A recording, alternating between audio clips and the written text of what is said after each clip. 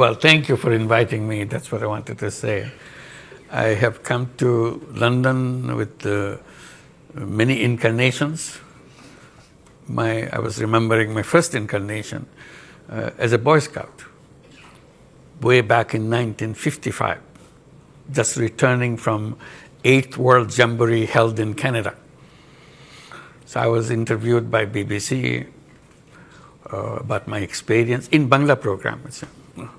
So I earned 2 guinea for that, so I still remember. It's a tremendous source of enjoyment that I earned 2 guinea in London. Since then, I have been here for many reasons. So one of them, as you mentioned, microcredit is issue. And then on youth movement, on social business, on creating a new world of 3 zeros, zero net carbon emission, zero wealth concentration, zero unemployment, and kind of pushing the idea every time that we have become part of a wrong civilization. We created a wrong civilization and a self-destructive civilization. We have no scapegoat in this civilization. We can, if you want to save ourselves as a human race, only way left to us is to create a new civilization, abandoning the present civilization. A civilization which will be characterized by 3 zeros. Zero net carbon emission, zero wealth concentration, zero unemployment. That's what I was doing and enjoying it, finding many, many people who would like to listen, argue, and get involved. It's an action thing. It's not just academic discussions and leave it at that. So I was very happy with that. But then new incarnation comes. I have to head a government. Absolutely unheard of. I never thought about it. And I got into it. So today I came in that incarnation. But all right, I'll be free, I guess I'll be free to talk about other things too. Thank you. I'll stop here. Thank you. Thank you. So I think you are meeting the King Charles on your, if you like, previous incarnation to do with the environment and microfinance, and you've met elements of the British government to do with your current role, which, as I said, we're going to start with, even though it is less, it brings us to the nitty-gritty of running a country, and we can go back to perhaps to some of the other themes and questions. But let me start with this question of the elections, which is controversial. You've said now a few days ago, okay, the next democratic elections are going to be in early April, but there's still a lot of controversy. The army and some politicians would like them by the end of this year. I believe you've banned the Awami League, the party of Sheikh Hasina, from contesting those elections, but it's one of the big parties. So already a big chorus of people saying these elections are not going to be free and fair. What do you say to that? Well, I keep saying that we will have the most beautiful election we ever had in our history. And the time is right. People are ready. When you have an election after many, many years, after 17 years, you are having first time a real election. Excitement in the country that we will really go and cast our vote. In this meantime, with the 17 years, imagine all the young people who are coming to that voting age. They are piling up. They never had the opportunity to cast their first vote yet. So excitement of these young people that I will decide who do I vote for. These boys, girls who waited and waited and waited. Their voice never counted like many other, the rest of the nation. So that excitement we want to use and create what we call a new Bangladesh. It's not just voting for routine voting for electing a new government. It's voting to create a new Bangladesh. What is this all about? That's the promise we made as we were given the responsibility. to make sure that the ideals and the dreams of all the young people who gave their blood just the other day before we took the responsibility. We honored their wishes, we honored their dream. We want to say goodbye to the old Bangladesh and create a new Bangladesh. So we defined that new Bangladesh by three things. One is reform. We don't want to go back to the institutions who created this. So we want to reform all the institutions we have in the country. So we created commissions for each institutions to study and give us recommendations, what fundamental changes in all those things. So we had a series of those commissions. They have submitted their reports, lots of recommendations, very, very drastic changes in the institutions that we have, elections, parliaments, constitutions, civil service, everything. So those recommendations. So we are looking at those recommendations, but our job is to build a consensus with all the parties. So we created a last commission, Consensus Building Commission. Have you heard about something like that? Consensus Building Commission? We have them. So their responsibility is to go through all the political parties, sit down together, find out which are the recommendations they will accept, and see in which recommendation all parties accept. That's a tough job for Bangladeshi politicians to agree on something all parties agree. You know, I must say it would be tough for many politicians to agree on that because, and that's not a joke about politicians, because they might say, look, that's taking away the democratic element. Why don't you trust the voters? Trust the voters to vote for any of these parties and rely on them to use their judgment to pick the best ideas rather than a commission appointed by you and your colleagues picking which ideas you like. I wish we could do that if everybody understood what is a bicameral legislations, what the proportional voting is all about, all the complicated things you tell them, oh, forget it, how much money you give me, I vote for you. So make it very simple. So you pay me some money, I vote for you. That's all voting may translate into that. So we said we don't want to go to that part. Public, all the voters can watch this debate. This is all debate. It's on the newspaper every day. Happen.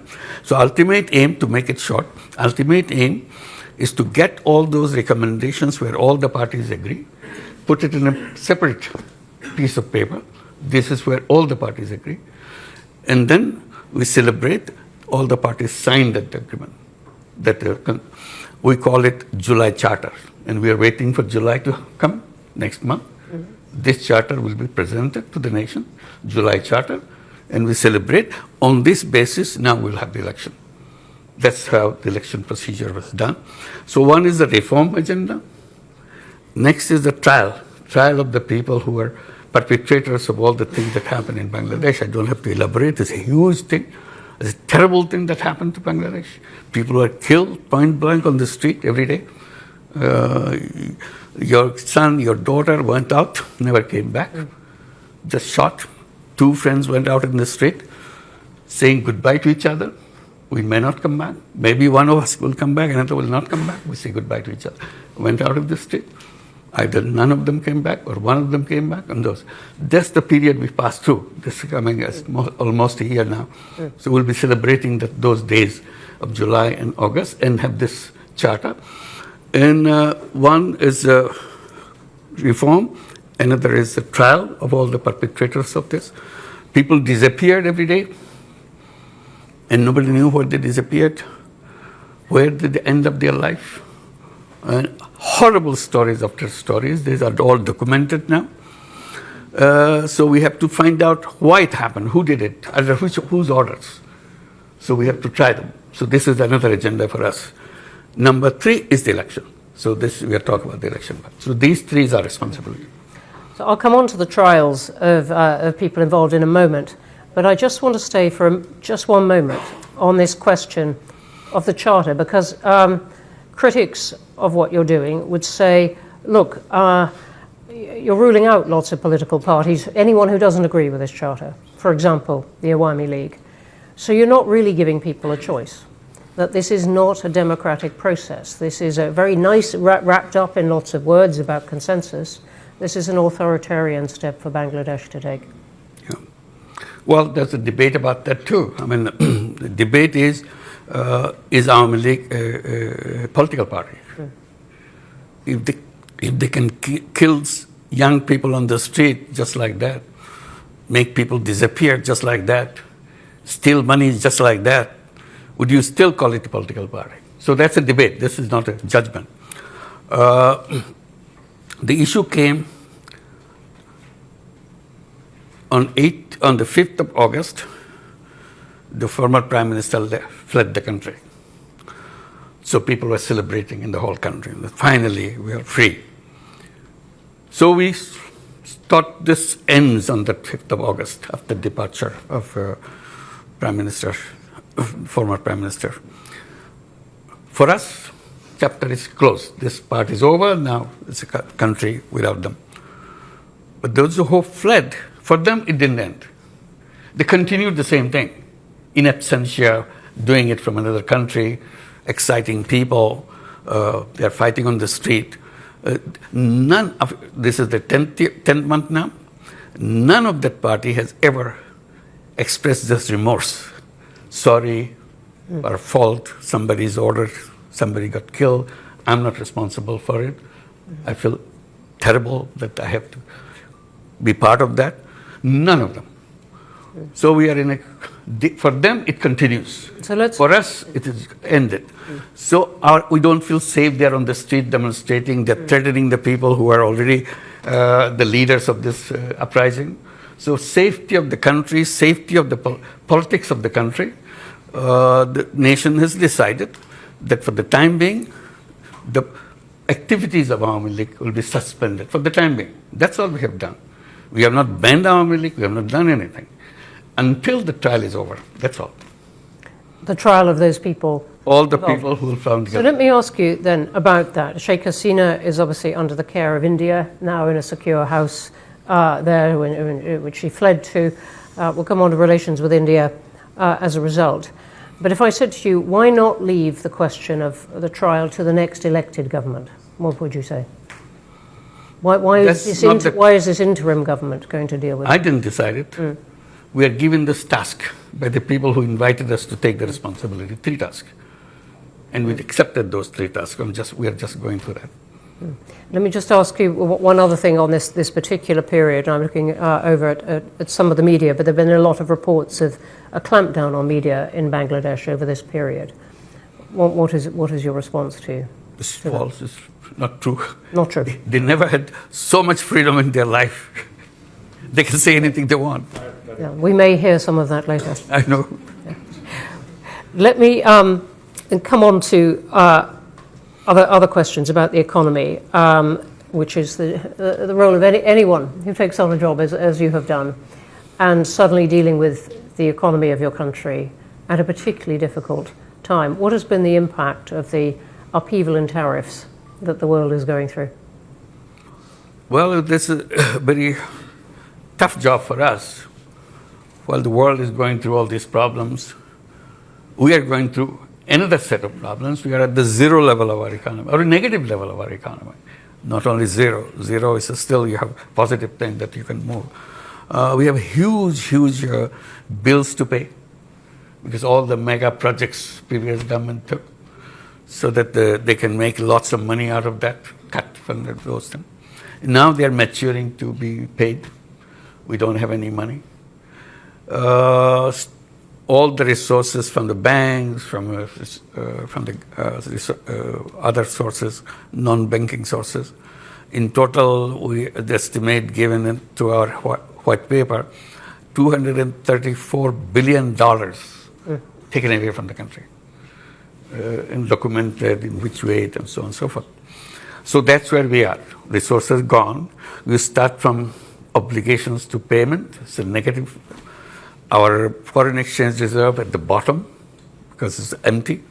Banking system collapsed completely because the banking system is very easy to transfer the money, very simple procedure. Under threat, the whole board resigns. You put a new board of your choice and start issuing loans to your friends with the understanding this is a gift you get. You never have to pay back. There's no collateral, nothing. So this is the banking system we inherited. So we have to restore the banking system in some way. We have to make payments for all those people who are knocking at the door with the big checks, big bills that we have to pay. Otherwise, we're going to the court, which is not good for us. So we have to, and in that crisis moment, the best thing that happened to us, the overseas Bangladeshis, many of them are here, in London, in England, and so on, in Middle East. They kept sending remittances, huge amount of remittances, and that saved us. The economy was saved with them. And that remittances keep growing, keep growing, keep growing. Today, our balance of payment situation is completely changed. As you said, and that has been a real transformation. The IMF, though, is having a lot of meetings with Bangladesh, and it is quite clear on this, it doesn't want Bangladesh to wait for the next government, it wants the interim government to deal with some of the things right now. One of the things it wants is that you find a way to increase the rate at which people pay tax, that more people pay tax, that you can collect it better. Is that something you think is within the powers of an interim government? The first thing I must mention in this, amazing response we get from all the governments of the world. Enormous support. They feel so relieved that finally this thing happened. Now we can have a government we can talk to and we can work with. And they said, any support you need, please tell us. We'll be very eager to do that. So that gave us a moral boost, that we are not abandoned. Government of United Kingdom, Great Britain is one of those countries. We are very grateful to them. Like European Union, United States, Japan, China, you name it. Every single government came with enormous amount of support. And that gave us a moral boost that yes, we are not abandoned, we are not alone, they'll be helpful. And they were really helpful. You mentioned IMF.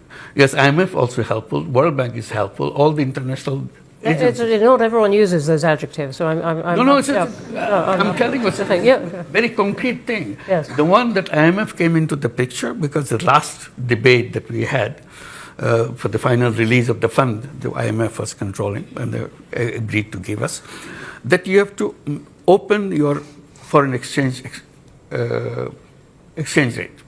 It should be left to the market. We are worried about it because so far we are controlling it so that we don't kind of expose ourselves in the drain of all the foreign exchange gone because of the system. So opening this to the market is a real issue, a big decision for us, which we debated, and but the IMF said, no, nothing doing. Unless you do that, we are not releasing our funds. We tried to convince them and explain the danger of it and so on. They said, no, we understand. But we studied, I think you can handle it. So we started saying, are we able to handle this? Let's open it up. Finally say, if they see some positive thing, why aren't we seeing it? So I challenged them. They finally agreed that let's do that. And tell them again, kind of note, in case we get into difficulty, we'll revert. This is just to protect ourselves. IMF says, okay, go ahead. We opened it, nothing happened. Same exchange rate, is just a little bit, it's normal, it's working. So we are celebrating that finally we see the strength in the economy and so on. So IMF role is very positive. It's not a negative one. It's not trying to push us into trouble because of some principle they're holding on to. It's not like that. We were not willing to jump into the water. They said, come on, you do it. You can make it. And finally we made it. That's it. So we are thankful to IMF. Okay. Let me ask you about relations with India and China, which seem to me to be somewhat in flux. Sheikh Hasina's government was very close in a way to India. Now she's there. Relations with India perhaps a bit less cool, a bit cooler between your team and Delhi now. Perhaps a little bit warmer on China now. What is your account of this and what you are trying to do in foreign policy now? We are reaching out to everybody. As I said, all the governments of the world have been extremely supportive. So we're very thankful. We're trying to build up further relationship. We're asking for the help that never gave before. They were not existing before. So we said, let's do that. One of the things we're saying, corruption. Bangladesh is just deep into corruption. Everything is, system is corrupt, people are corrupt. So how to clean it up? What kind of changes we have to make the government clean with enormous corruption? So we say if there is a formula, there is a policy, there is a way to do that. So I mentioned something, that the conversation I had in September at the United Nations General Assembly. I was meeting all the world leaders to explain to them what's the situation in Bangladesh. So I was meeting Ursula von der Leyen at the European Union. So among many issues discussed, I said finally about the corruption. I don't know how to get out of this. Is there any way, is there any recommendations you make that we can follow? So she gave a big smile. She said, you know what? We are coming from worse than that. The European Union coming from the worst of the corruption that we are facing. Said, yes, many of our countries were trying to join the European Union. We're just all over corrupt. Everything. You never heard of those kind of corruptions in your life. They had it. So we have to install a system of cleansing them up, cleaning it up, washing them off, so that they can be clean as everybody else and join. Once they're clean, then we take. So we learned everything how to make it happen. So how? Because some of the pressure was put on those countries, and not with perfect effect. It was put on those countries because they so much wanted to join the European Union. Right.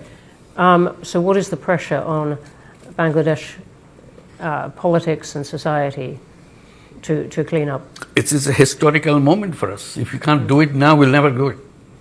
So we made us sure that this is the time. The history has given us a window. We can do things which no government can do. Because all governments are partisan, have far supporters to take. We have nothing to do with that. We have nobody that I will be waiting for getting his vote for me to come back again. We are going. That's very clear.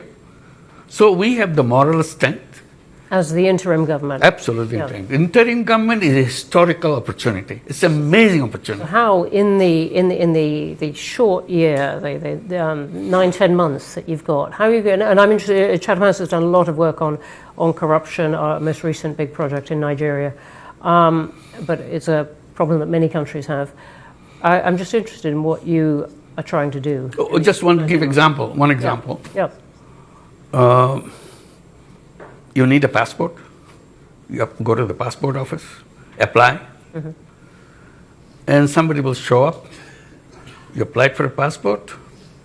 If you go this way, it will take years. You'll never get it. You make a deal with me, give me X amount of money. I'll deliver it at your home. The guy is a representative of the officer who issues the passport. So everything that you see outside, all the norms, rules, procedures, now implemented not by the government officials, by their representatives who split the money that they earn. So what we said, from now on, we'll deliver passport online. And people were very happy that, okay, you can issue passport online. They go there to get this or try it at home. It doesn't work. What happened? Server is down. Somebody's manipulating. It's really interesting. I mean, several countries are finding a way to use technology to cut out the person behind the desk. Very helpful. Yeah. So what we did, we started creating some kiosks. Government Service Center. We don't say government. Bangladesh Service Center. Young guy with a computer sitting there, boy, girl, been trained to give all the services. This is all we made. All these months we are preparing all the ministries. Every service you got it, whether you're paying taxes, or you're issuing driver's license, or you're issuing your renewal of your passport, whatever, or your land tax, which is absolutely complicated. They can make as complicated as they could. Said now everything has to be delivered online. So we trained these young people. Just started last month, this kiosk. And you come, there's a price list. If your passport, so many days, this month. So many days. and we deliver home. Not or you give your message, you come and pick it up. That's it. So we have 3 centers now. Within next month, we'll expand to several more. Gradually add to several more. And we are challenging every ministry. How many services you are ready to provide online? They said, we have 5, we have 10, we have 15. Okay, whatever you give it to them. Train them, train them. If they have difficulty, we'll have a meeting together. Why you are having difficulty? Maybe technological will solve that problem. It's our job.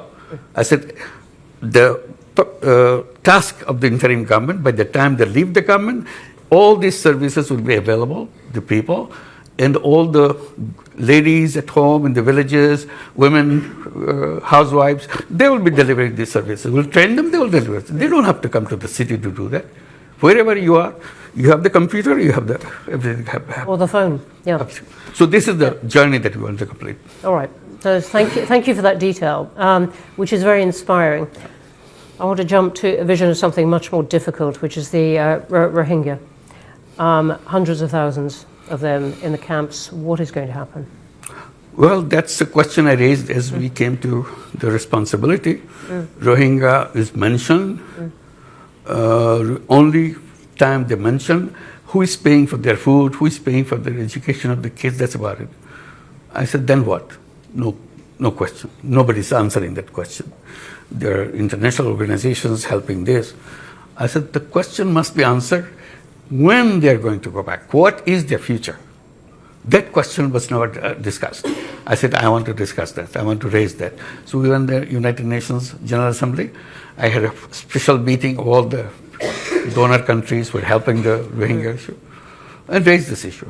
Do you have a map, road map when they want to go back? Oh, no, we have not done that. I said, please do that.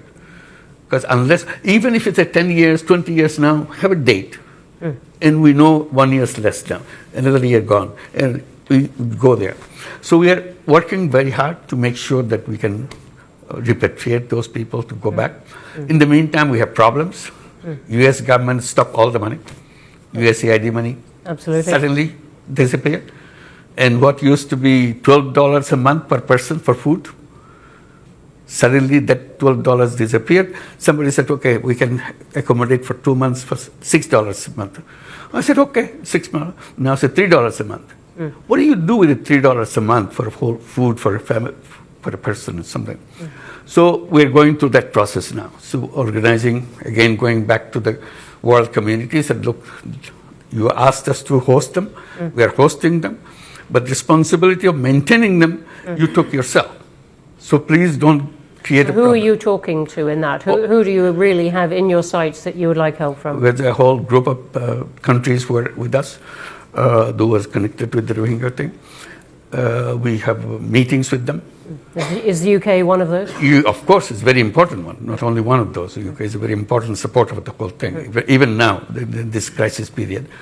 So we urge to have a global meeting of the Rohingyas on these issues and related issues in September this year in the United Nations. Have a separate UN General Assembly session on that, on the sideline of the General Assembly. Have that and discuss all these issues. This is one. In the meantime, political changes happening in Myanmar. Rakhine State is taken over by Arakan Army. Which is all the hub of the Rohingya population. They have a new push of the Rohingyas pushing into Bangladesh. We started with 1.2 million Rohingyas. Now it's another 200,000 coming in from the other side because of the things are happening on the other side. So increase. And the most dangerous thing that I felt, and I started raising that, I said, when they came, Rohingyas came to Bangladesh, they came with their kids. They didn't leave their kids. Some of the 2-month-old, some of the 2 years old, some of the 5 years old. I said, 7 years are gone. The 5-year-old became 12-year-old, and so on. And each year, there are 35,000 children are born. So they are growing up too. So we have a whole new young generation coming up. And they have no hope. They don't know who they are, what they are supposed to be doing. It's a prison that they live in, but they have the computer, they have the mobile phone. They see everything in the world. So they say, what is our future? I said, these will be very angry young people growing up. How their anger will be expressed, we don't know. Whichever way it will be expressed, it will be a big explosion, I can assure you right now. Please help us, so that before that explosion point comes, we can take care of them, they're happy with their life, they're as creative, as talented, any of our kids. They are no different. But they are in a situation, they see the world outside on your mobile, we see the televisions are everywhere, but they don't see their life, they are in a prison. And why they are in prison? They have stories to listen to their mother, their father, no answer, when do we come back home? And that's a very important question to be answered for them. And your plan is still that eventually they go back home? That's the only way it can be solved. You're not going to integrate them into Bangladesh? It's impossible to do that. It's impossible. Why? It's already the people who live around the camps, very hostile. Very simple reason. You get everything free. And we are struggling to make a life. And then you take our jobs, you take our food, you take away things from us. Why don't you go back to your country? Why are you interfering with our life? Those kind of things. Your children having a fun life, our children, no life. To them it's a fun life because you're sitting there not playing games. It's a fun life. Our children is working hard, but no life. So that will spread. The moment you say that, you promise that they will go back. The government promised that they will go back, and they know that. Now, to say that they will stay with us, who are they? We are having difficulty. Now you are putting them into us. No political government, no government will accept that. You've made the point very, very clearly. Let's go to questions. There are going to be a lot of them because there are a lot online, I can see already. Well, a lot of them. Hands up everywhere. Can I take the first opportunity? Who is speaking? Me. I'm going to go to the woman here in the front. Okay. And then we're going to go one at a time. I'm going to take a couple here. I will come to you. And I will get the people in the back as well. Thank you for the opportunity to question you. My name is Sami Akhtar and I'm a UK correspondent for the Daily 𝗕𝗿𝗀 So I have a question for you about your reformation agenda. You have said that for the freedom country or Bangladesh, new Bangladesh, you have to change some key points. Those are related to your reformation, which is reform. So now my question is to you that when you arrived at Dhaka airport on 8th of August 2024, you said that your main challenges is to bring all the people together. So whenever we see that the Bangladesh first President Bongo Times, his house was demolished by over the 6 hours by Dhaka City Corporation bulldozer. So there we have seen that the administration was silent. So on this basis, you have you have made division by separating particular persons or their supporters. So on this basis, we can say that how you plan for reform Bangladesh or make unity, accept them, and are you an only advisor for the other half, excluding them particular parties or the persons? Okay. Thank you. Thank you very much indeed. That's a lot of questions. Yeah, simple answer is lots of questions, lots of issues, all came at the same time. We couldn't handle everything right away. So it's a kind of period that we have gone through. Things have calmed down, come to order. Now we are dealing with it. Bringing order to the nation was a big task for us because the police force that we got, yesterday they are shooting at the kids. And today suddenly they said, okay, clear the road, get out. Who are you? They want to beat you up because you killed my brother, you killed my son, you killed my sister. And now you're telling me to do what to do. So they're afraid to go to the road. So we had a deadlock situation. We didn't know how to handle those kind of things. So it took time. And luckily, I can report you, that has come down now. People are accepting the police, all the people that we identified as the perpetrator of all the terrible things that happened to Bangladesh, taken out of the services. and they will be under trial. This is the trial becomes such an important thing. You know the person. It's not something some police. I know the guy who did that. It's in front of me. It's in my video. I can show you my video. The whole thing happened in Bangladesh with open videos everywhere. So all recorded. It's an amazing kind of uprising where every single event is recorded as it happened. Not one camera. Everybody has a camera. Everybody's taking it. It's all been assembled, it's identified, and we are trying to clean. We are not saying that we are a government to solve all the problems. We are successes. We have now a police force which can bring law and order in the country and so on. So we are, and the unity of the political parties is a #1 goal for us.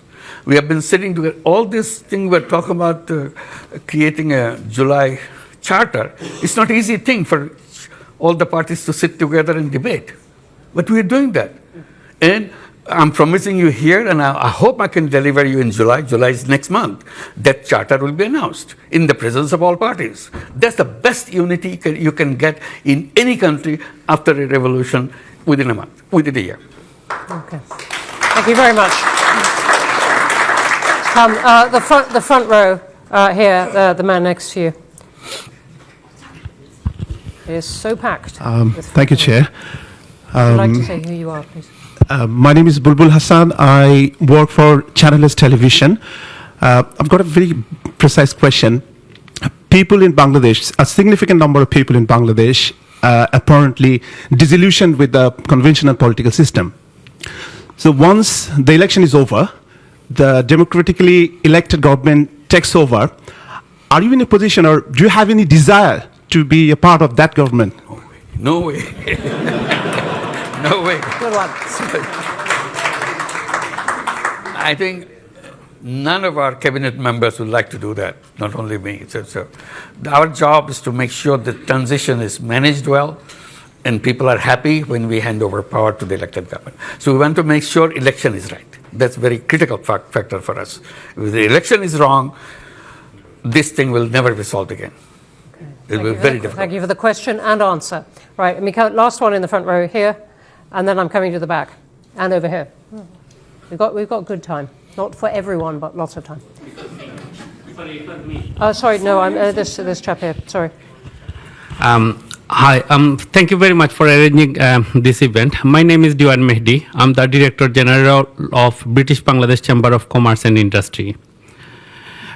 First of all, I would like to say thank you to you for taking the responsibility in a big chaos when the young generation was wanting for a big change. So you showed the courage, and we appreciate your time and patience. We had no other option. Therefore, Okay. My question is to you. We have seen a very surprising role played by India. They seem to be a democratic country, but when it comes, we talk about Bangladesh, their role is very unclear. In what capacity, if I speak very legally, they are keeping Sheikh Hasina in their country, while there would be a trial going on in our country? And the same question was asked in their parliament. They did not have any clear answer. And I know you are a very well-known person, like internationally. In order to create pressure on India, how you are using your lobby in terms of United Kingdom, in terms of USA and other countries, because this is very surprising in 21st century. If we see a prime minister fled from one country after killing thousands of people, after making injured thousands of students, like number of incidents we have seen there was no internet even. Our friends were there, our family member was there, and someone needs to take the responsibility. And in what capacity India is keeping her? Thank you for the question. as you described, if I had the chance to show the 1 minute video for the entire thing, so whatever somebody captured, you'll understand what it is, how the things happen, how terrible things, how cruel things happen. So it's not the 1 minute. It goes on month after month that happened and came to the peak of this in July, and finally 5th of August, the government disappeared. So all this anger is in there, and the whole anger and everything is now transferred in India because she, the Prime Minister, went there and started, not only she's living there, the problem is, when I had a chance to talk to Prime Minister Modi, I just simply said, you want to host her? I cannot force you to abandon that policy, but please help us in making sure she doesn't speak to Bangladeshi people the way she is doing. She announces on such and such day, such and such hour, she will speak. And the whole Bangladesh get very angry. That why is she speaking? Why is she keeping this whole anger thing inside of us now? And is India doing what you asked? No. Modi's answer, I quote, he said, it's a social media, we cannot control it. What can you say? It's an explosive situation. You can't just walk away by saying it's a social media. So this is what is still going on. May I ask you, I believe in technical terms, Yeah. you've written an informal, an unsigned diplomatic note Yes. to India. Yes, we did. Asking for her extradition. Absolutely. And they've noted that it has arrived. But does that mean, in a sense, you're leaving it to the next government? This will continue. I mean, this Yeah, is. but it is- now, it is in the not meantime, the- another stage has come. Yeah. That I just want to add. Now there's a case. The International Criminal Tribunal has started the trial process. They send notices to Hasina for all the crimes she has committed. Part of the crimes. There's so many other crimes coming up. So they have to respond to that notice. This is a legal notice now. So we have to go to the Interpol and all the other things that happen through that. This is the process that we are following. We want it to be very legal, very proper. We don't want to make sure that we do something out of anger or something. We want to build the best of relationship with India. It's our neighbor. We don't want to have any kind of basic problem with them. But somehow things go wrong every time, because of all the fake news coming from the Indian press. And many people say it has connections with the policymakers on the top and so on. So this is what makes Bangladesh very jittery, very, very angry. We try to get over this anger, but the whole barrage of things keep happening on the cyberspace. We can't just get away from that. Even if I try to peaceful, suddenly they say something, do something, anger comes back. Okay. So this is our now big task, to make sure that we can have at least a peaceful life to go on with our life, to create the life that we are dreaming about. Okay, thank you. I'm going to take two now. Who've been very energetic, right by the wall. Yep, you. And then I'm going to take the one who has been, yes, you, who is going like that. Right at the back. Yep, you. Pointing at your own head. Yep. Thank you, Professor Yunus. My name is 𝗕𝗫𝗀. I'm the chairman of 𝗕𝗫𝗀𝗀 𝗵𝗺, UK. I was born just 2 miles away from your birthplace. Okay. So with that disclaimer, I wanted to ask a question to you.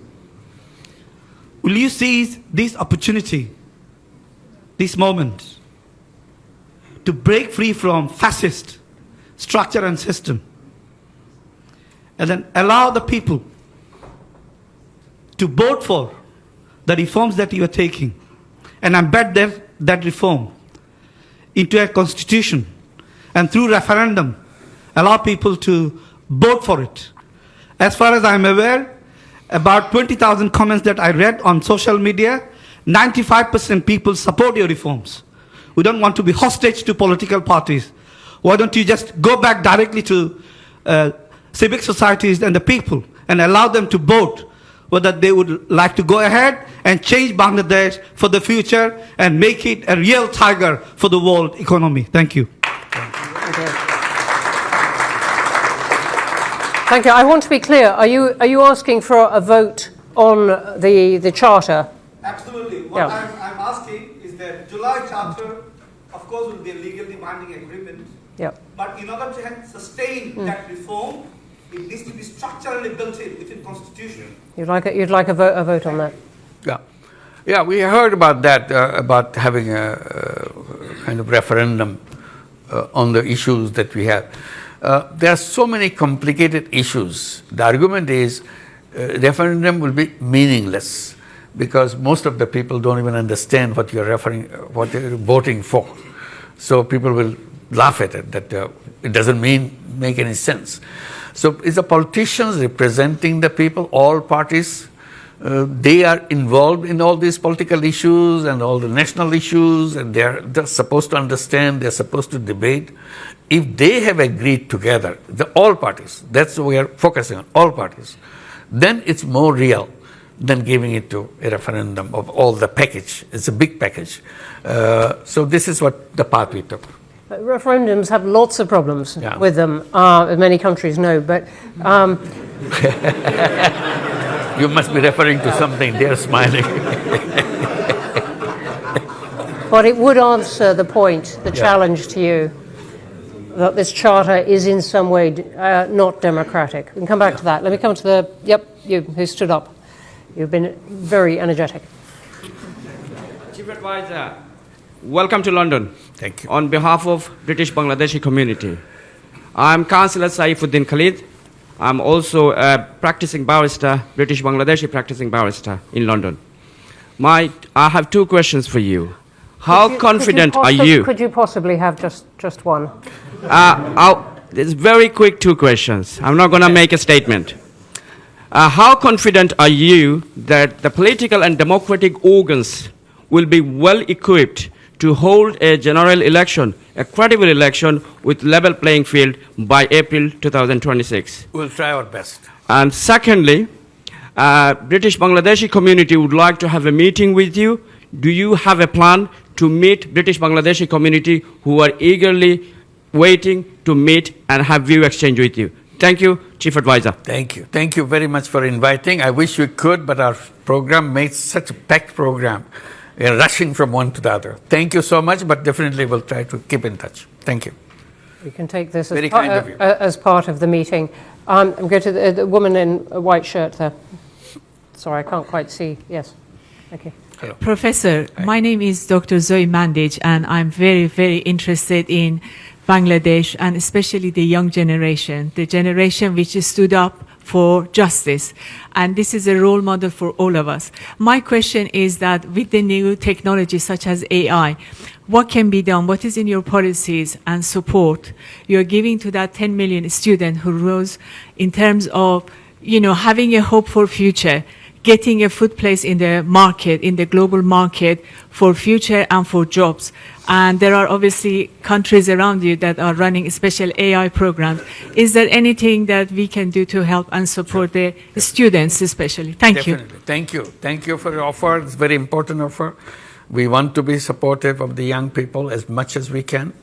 And I try to bring to the notice of the world and notice of people in Bangladesh. Bangladesh is a very unique country. It's the 8th most populous country in the world. Don't forget that. It's a huge number of people in that country, 180 million people, in a very tiny space. The most important part of that is not about the density of the population, is about the age of the population. Half the population of that 180 million, 90 million people, is under the age of 26 and younger. So this is a unique feature of Bangladesh, where many countries getting older and older, they don't have people to work in these countries. Bangladesh is getting younger and younger, and young population everywhere, and very talented young people. Not just young people, very talented, very creative young people. I get goosebumps when I think about this. This is more than gold mine. You can do anything in the world with this young population, only if we can run our country right. Because this is needed not for Bangladesh, it's needed for the whole world. I was recently visiting Japan. Amazing thing, request they're making. Please send your young people to Japan. We want to take as many as you can send. So we signed 2 agreements in this trip to send 100,000 young people to go and work in Japan. And I said, please keep these doors open so that we can continue to bring young people from Bangladesh, boys and girls, not just boys, boys and girls, to come to Japan and do everything that you need to do, because you don't have any population to run your factory, run your businesses, run your buses. Their buses stop. They have no driver. Their taxis don't function. There's no driver. Your businesses shut down because there's no people who run the business. Their agriculture stopped, abandoned, because nobody's there. Their machines are there, farmhouse is there, land is there, no people. I said, okay, we will be very happy to help you, to send our young people. They said, only thing you need to do, teach them how to speak Japanese. I said, we'll do that. We'll do that.